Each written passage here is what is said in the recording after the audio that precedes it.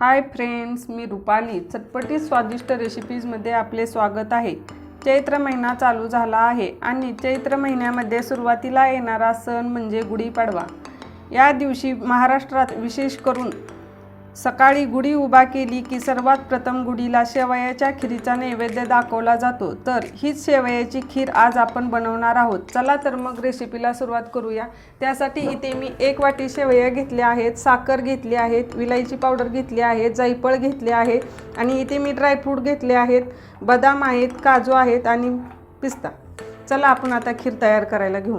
इथे मी शेवया भाजून घेणार आहे. त्यासाठी पॅन गरम करून घेतला आहे. आपल्याला तूप लागणार आहे. 2 मोठे चमचे तूप घालून घेते.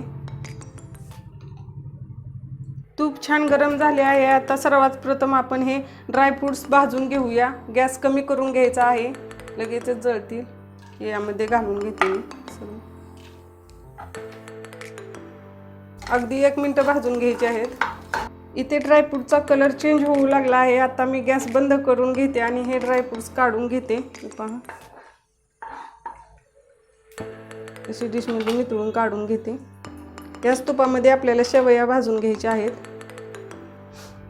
इथे आपले तूप गरम आहे. यामध्ये मी 1 वाटी शेवया घालून घेते आणि शेवया छान भाजून घेऊया. बऱ्याच वेळा शेवयाची खीर तयार करताना दूध फाटते. इथे मी 2 तुम्हाला टिप्स सांगणार आहेत दूध फाटू नये म्हणून, त्यामुळे तुम्ही व्हिडिओ शेवटपर्यंत पाहत राहा. हे पहा, 2 मिनिट झालेले आहेत. आपल्या शेवयाचा कलर चेंज झाला आहे. आता मी गॅस बंद करून घेते आणि आपण आता याची खीर तयार करून घेऊया. इथे मी गॅस चालू करून अर्धा लिटर साधे दूध घेतले आहे. हे दूध आपल्याला उकळवून घ्यायचं आहे. हे पहा, इथे आपले दूध उकळले आहे. आता मी तुम्हाला शेवयाची खीर फाटू नये त्यासाठी एक टिप्स सांगते. दूध उकळल्यानंतरच यामध्ये शेवया घालायच्या आहेत. दूध जर उकळले नाही आणि तुम्ही जर शेवया घातल्या तर दूध फाटते. आता हे शेवया मी यामध्ये घालून घेते. हे पहा, सर्व शेवया मी यामध्ये घातल्या आहेत. अजिबात दूध फाटले नाही. आता ह्या शेवया आपण छान शिजवून घेऊया. गॅस एकदम स्लो ठेवायचा आहे आणि स्लो गॅसवर या शेवया शिजवून घ्यायच्या आहेत. आपल्या शेवया छान शिजत आहेत तोपर्यंत तुम्ही चटपटी स्वादिष्ट रेसिपीज या यूट्यूब चॅनलला सबस्क्राईब करा आणि शेजारील बेल आयकॉनही क्लिक करा. याने काय होईल, मी जे व्हिडिओ अपलोड करेल त्याचे नोटिफिकेशन सर्वात आधी तुम्हाला मिळून जाईल. 5 ते 6 मिनिटं झालेले आहेत. तुम्ही पाहू शकता आपली खीर किती छान दाटसर झाली आहे आणि शेवयाही छान फुगल्या आहेत. आता यामध्ये आपण ड्रायफ्रूट्स घालून घेऊया.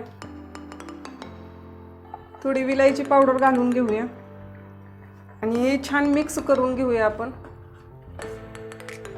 आता या खिरीमध्ये मी थोडे जायफळ खिसून घालते. जायफळ खिसून घातल्यामुळे आपल्या खिरीला स्वाद छान येईल. असे खिसूनच घालायचे आहे ताजे जायफळ. अगदी थोडे घातले आहे आणि जायफळ ही छान मिक्स करून घेऊया. मस्त सुगंध सुटला आहे जायफळचा. आता यामध्ये मी साखर घालून घेते. आता इथे मी तुम्हाला टिप्स नंबर 2 सांगते. आपली खीर छान शिजली आहे. आता यामध्ये मी साखर घालून घेते. खीर शिजल्यानंतरच साखर घालायची आहे. दूध उकळल्यानंतर साखर घालायची नाही, सर्वात शेवटी साखर घालायची आहे. 4 चमचे साखर घालून घेतली आहे. तुम्ही तुमच्या आवडीनुसार साखर घालू शकता आणि साखर ही छान मिक्स करून घेऊया. आणि आता आपण अगदी 1 मिनिटच खीर ठेवायची आहे साखर विरघळेपर्यंत. तुम्ही पाहू शकता एकदम छान झाली आहे खीर, दाटसर, आणि शेवयाही छान फुगले आहेत. हे पहा, इथे आपली साखर पूर्ण विरघळली आहे आणि तुम्ही पाहू शकता अजिबात दूध फाटले नाही. आता मी गॅस बंद करून घेते आणि ही खीर सर्विंग डिशमध्ये घालून घेते. तुम्ही इथे पाहू शकता आपल्या शेवयाच्या खिरीला सुगंधही खूप छान सुटला आहे आणि एकदम दाटसर ही शेवयाची खीर तयार झाली आहे.